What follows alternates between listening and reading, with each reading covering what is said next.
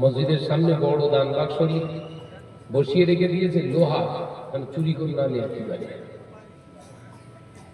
এতটা কেটে রেখে দিয়েছে সাইডে, আবার ওই বাক্সর গায়ে লিখে রেখে দিয়েছে, মিয়ার ঘেরি জামে মসজিদের উন্নতি কল্পে মুক্ত হস্তে দান করে রেখে দেন। এই কথাটাও শরিয়াতের না, আজও পর্যন্ত কোনো মুফতি ফতোয়া দিতে পারল না। এই কথাটা কিন্তু অ্যাপ্রোপ্রিয়েট ইসলামের না, ওটা হচ্ছে শয়তানের কথা। মসজিদের বাক্সে শয়তানের কথা লিখে রেখে দিয়েছে। মিয়ার ঘেরির জামে মসজিদের উন্নতি কল্পে মুক্ত হস্তে দান করব, এই কথাটা কার? ইসলামের? কখনো ইসলামের কথা হলো মিয়ার ঘেরি জামে মসজিদের উন্নতি কল্পে আপনার হালাল অর্থ থেকে মুক্ত হস্তে দান করে যান। একবার জোরে বলুন সুবহানাল্লাহ। কথার পার্থক্য বুঝতে পেরেছেন? হালাল শব্দ আউট করে দিয়ে শয়তান। রাস্তা দিয়ে দুটো সুদখোর যাচ্ছে, মসজিদ হচ্ছে, দিয়ে পকেট থেকে 10 টাকা মেরে দিয়ে বেরিয়ে গেছে। কারণ সুদখোর জানে একা যাবো না, একা জাহান্নামে যাবো না, নামাজ পড়ে জান্নাতে যাবা, এলে 10 টাকা নেবে, একসঙ্গে যাবো। ওইটা যদি লেখা থাকতো যে আপনারা হালাল মাল থেকে মসজিদের উন্নতি কল্পে মুক্ত হস্তে দান করে যান, হারাম খুরেরা ওতে টাকা ফিরতে ভয় করতো না, করতো না? সে শব্দটাও গায়েব করে দিয়েছে। আজও পর্যন্ত কোনো বক্তার, কোনো ওলি সাহেব, কোনো ইমাম সাহেবের বলতে শুনিনি। আপনারা শুনেছেন? না, সবাই বিরোধিতা করবে, মানে আল্লাহ বিরোধী হয়ে যাচ্ছে লক্ষ্য নেই, সবাই যেন বিরোধী না হয়। ওই জন্য ফেরেশতারা বলছে, হুজুর তুই হুজুরমি করছিস, কর, অসুবিধা নেই, কিন্তু কবরে আসবি তো, খেলা কি জিনিস দেখাবো আমরা। আমি নবী জানিয়ে দিলাম, মসজিদ তৈরি করার সময় খেয়াল করে রাখতে হবে কোন হারাম সম্পদ, হারাম মাল মেটেরিয়াল যেন মসজিদের ভিতরে না ঢোকে।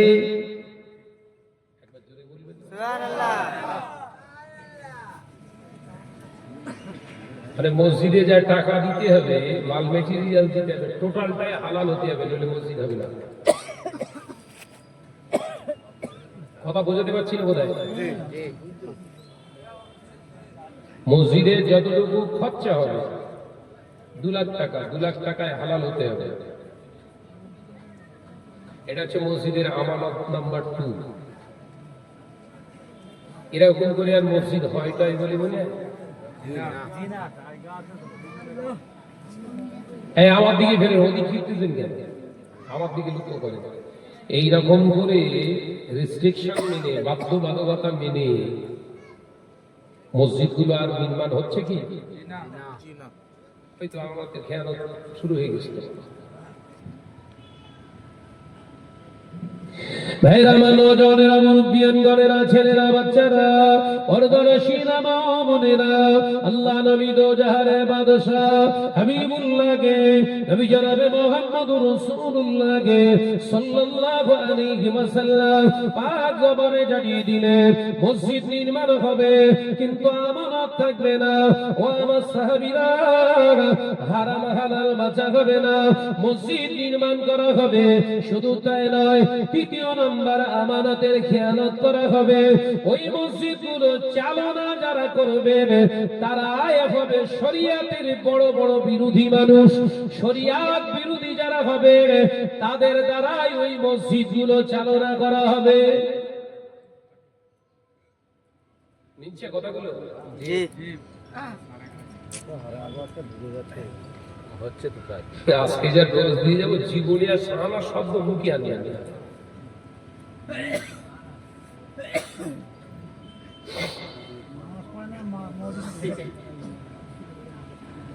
শরিয়ত বিরোধী মানুষটা মসজিদে চালনা করবে, তার কারণ হলো তার কাছে অর্থ থাকে। থাকবে, নতুবা বাহুবল থাকবে, লোকবল থাকবে, নতুবা তার চেয়ারের বল থাকবে।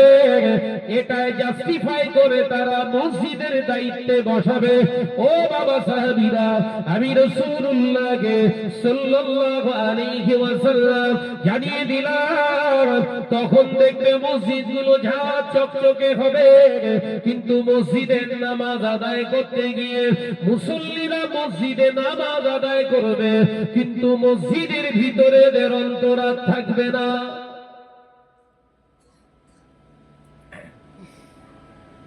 মসজিদের ভেতরে আর মন থাকে না। কখন দোয়া করবে বিরোধী বাড়ি ভালো হয়, কথা বলছেন এখানে। ইমাম সাহেব যদি একটু লম্বা দোয়া করে তাহলে দুই একজন হাত ফেলে আরেকজন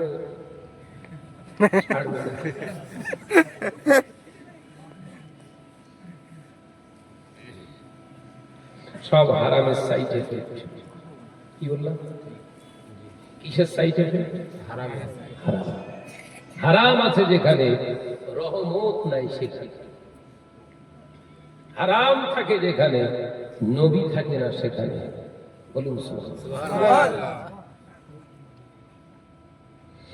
ও নওজোয়ানেরা, মুরব্বিয়ানগণেরা, ছেলেরা, বাচ্চারা, পর্দার শিরা মা বোনেরা, আমি আলোচনা আপনাদের বোঝাচ্ছিলাম। আল্লাহ পাক দুনিয়ার জমিনে আমাদের পাখা মারার জন্য পাঠায়নি, দুনিয়ার জমিনে জিনা ব্যভিচার করার জন্য পাঠায়নি। ইল্লা লিয়াবুদুন, আমি কেবলমাত্র আমার ইবাদত বন্দেগীর জন্য পাঠিয়েছি। আমি নবী বলছি, আমার হাবিব জানিয়ে দিলেন আমিও পৃথিবীর জমিনে মসজিদ নির্মাণ করেছি। ইসলামের প্রথম মসজিদ হলো মসজিদে কুবা। আমি রাসূলুল্লাহ নিজে হাতে করে যেটা বানিয়েছি। একবার জোরে হবে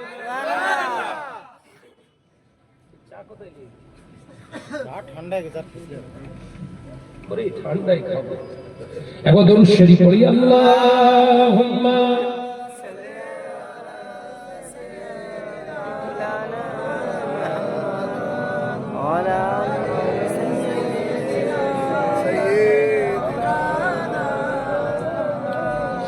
আমার নওজোয়ানেরা, মুরব্বিয়ানগণেরা, ছেলেরা, বাচ্চারা, পর্দানশীলা মা বোনেরা, আল্লাহ নবী হুজুর আমার হিজরতের দিনে, হিজরতের সময় আল্লাহ নবীর যিনি কদম সাহাবী সঙ্গী সাথী হযরতে আবু বকর সিদ্দিক রাদিয়াল্লাহু তাআলা আনহুকে সঙ্গে করে নিয়ে আল্লাহ নবী দূর পথ অতিক্রম করলেন।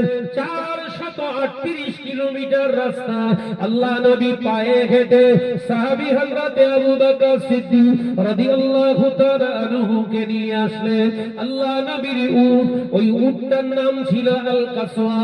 আল্লাহ নবীর ওই উট আল কাসওয়া দেখতে পাওয়া যায় মদিনা শরীফ থেকে 3 কিলোমিটার আগে একটি জায়গায়, কোবা পল্লী বলে একটি জায়গায় হাঁটু গেড়ে বসে পড়ে সেজদায় পড়ে গেলেন। আল্লাহ নবী বললেন, বাবা আবু বকর, আমি নবী এখন আর সামনে যাব না, ইয়াসরিবে আমি যাব না, এই জায়গায় আমরা আজকে বিশ্রাম নেব।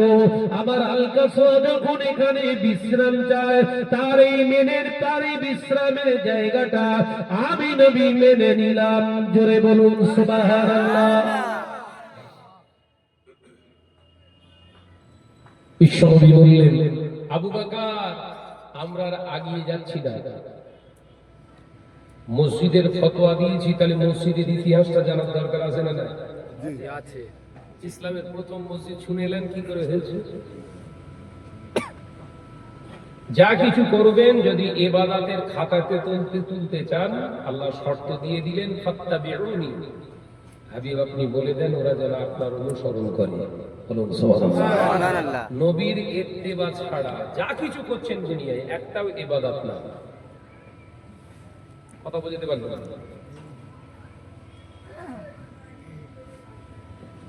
আল্লাহ বললেন, নামাজ, রোজা, হজ, যাকাত যা কিছু করবি বান্দা, তোর মতো নয়, নবীর মতো হওয়া চাই, তাহলে ইবাদত হবে।